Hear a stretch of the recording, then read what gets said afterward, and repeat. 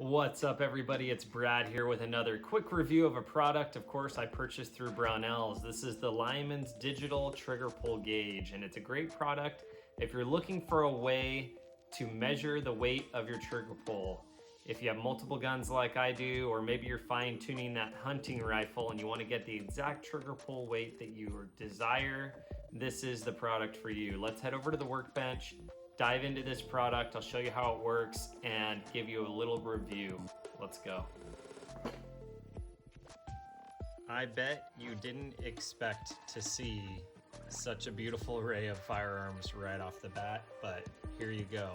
I tried to represent a wide array of different types of guns that you may have, so hopefully that'll help you. I have a 2011 here, so if you have a 1911, it'll be similar to that, or a 2011 like I do.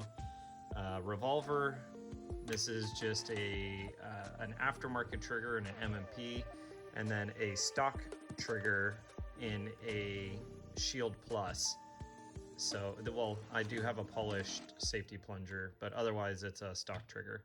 So hopefully, oh, and then I have this rifle here. And this is a Radian Model 1 lower. I've got the Brownells hammered drop block installed in this. And this is a RA 535 trigger by Rise Armament, single stage trigger. I don't have a two-stage trigger to show you, but sorry, you'll have to just try it out yourself when it comes to that.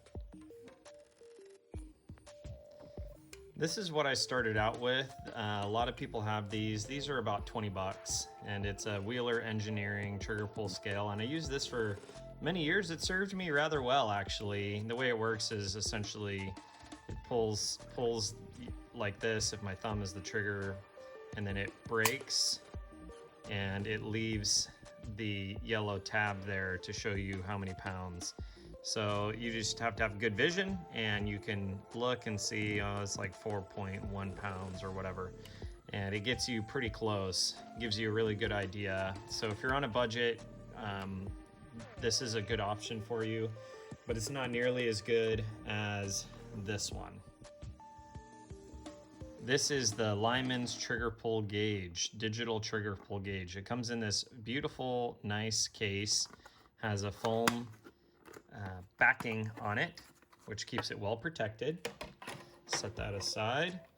The pull handle is adjustable every 90 degrees. So you can go here, here, here, or here, depending on what your need is for what gun you're working on. So it has an auto shut off feature, so there's no off button per se, but you just push ready. It'll pull it up. You can change the weight measurements with this button here. It'll take an average of, I believe it's 10 trigger pulls. Let's see, I have the manual right here. And 10 readings, yes, that's right, 10 readings. It'll take an average of those readings. So you just keep pushing ready, and then when you want to clear it out, you hit clear, and it'll reset that average. What you don't want to do is, when you're taking multiple trigger pulls, is hit ready when you have it zeroed out without doing a trigger pull, because that'll affect the overall average, if that makes sense. So to lock this handle in place, you can just pull up and it locks it into whatever position you want. And to collapse it, you just push it down like that, and then it can be moved to the next position, and it gets locked into place into whatever position you want. Let's start from the smallest and move up to the largest, all the way up to this Radian here. And we're gonna start with the Smith & Wesson Shield Plus. I forgot to mention that all of these guns, I didn't realize it until I started filming, but all of these guns, with the exception of this, are ported. Pretty cool. All done aftermarket porting. So ported, ported, ported, and ported. Ported guns are cooler guns. Anywho. Here is the Smith & Wesson Shield Plus, Floyd's Custom Shop Slide, Olison, what is this, 407K optic on it. Anyways, let's check this trigger. Everything has been cleared and safety checked. So you hit clear, ready. You want to pull it back slow and consistent. 4 pounds, 15 ounces, so just shy of 5 pounds. Hit ready again.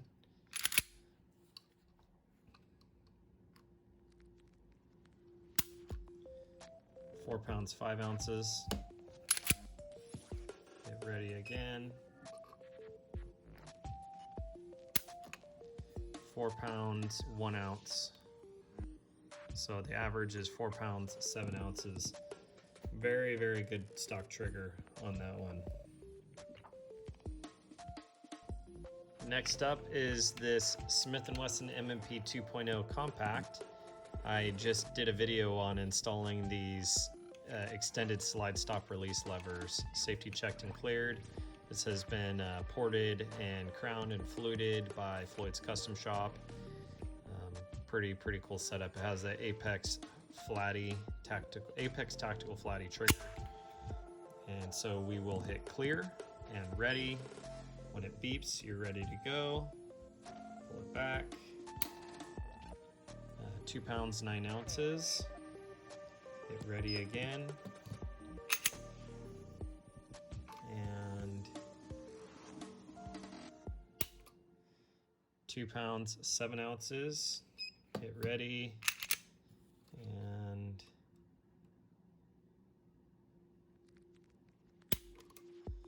2 pounds, 14 ounces. The average is 2 pounds, 10 ounces.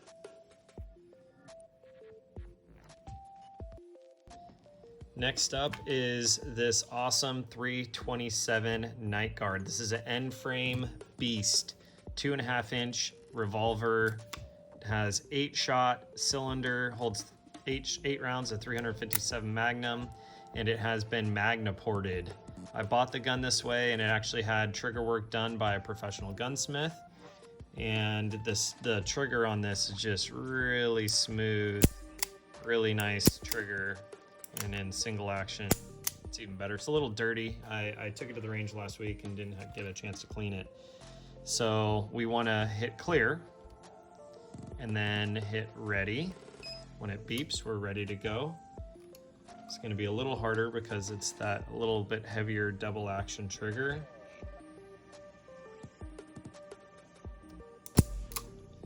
Six pounds, 15 ounces. So just 1 ounce shy of 7 pounds. So hit ready again, pull the trigger, and 6 pounds, 13 ounces. Hit ready again. 6 pounds, 13 ounces, an average of just shy of 6 pounds, 14 ounces. So it's just below just below 7 pounds. And then in single action, we'll want to hit clear, hit ready, single action, 2 pounds, 9 ounces, hit ready, 2 pounds, 7 ounces, and 2 pounds, 7 ounces with an average of 2 pounds, 8 ounces in single action. Next up is this beautiful Staccato C2. This has been ported by Vulcan Machine Works, custom Cerakote on that, and they did the optics cut. This is the new RMR CC. They just buried that thing.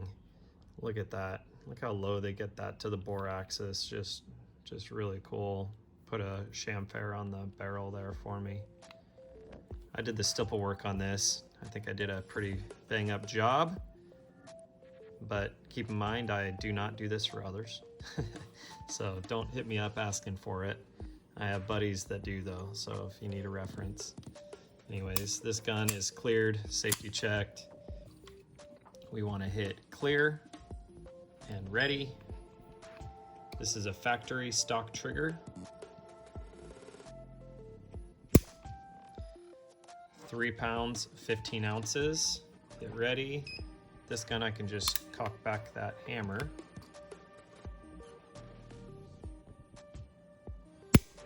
3 pounds, 15 ounce. Ooh, that's just a fraction shy of 4 pounds. Get ready again.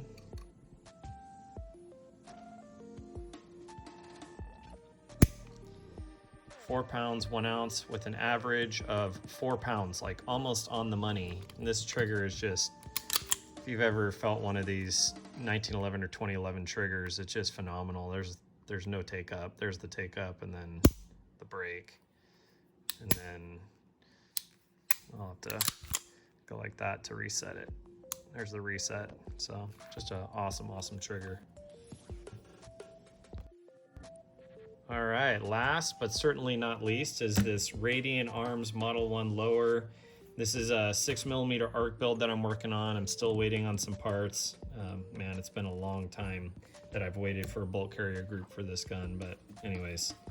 This has the Rise Armament RA535 trigger. It's a phenomenal trigger in this gun, and I'm using the Brownell's hammer drop block to protect it during dry fire. So we'll want to hit clear. Ready. It's a single stage trigger. 4 pounds, 0 ounces. Get ready. Reset the trigger.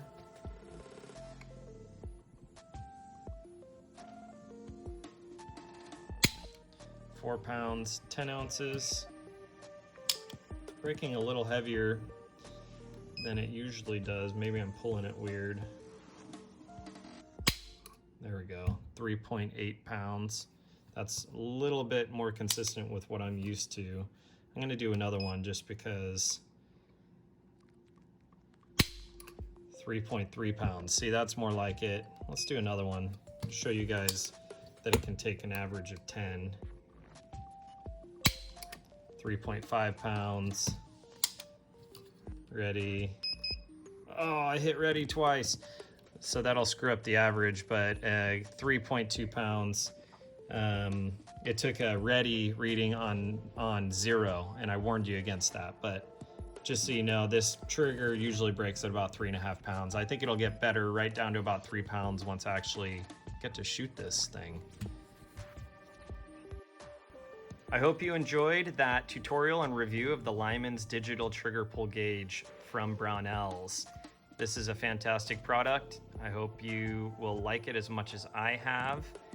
Just so you know, it measures all the way down to 1 ounce, all the way up to 12 pounds. But if you have one of those rifles that is like a crazy 20-pound trigger pull, then use a different machine because you'll break this one if you exceed, well, I've never tried it, but I just wouldn't exceed 12 pounds. That's what it says in the instruction manual.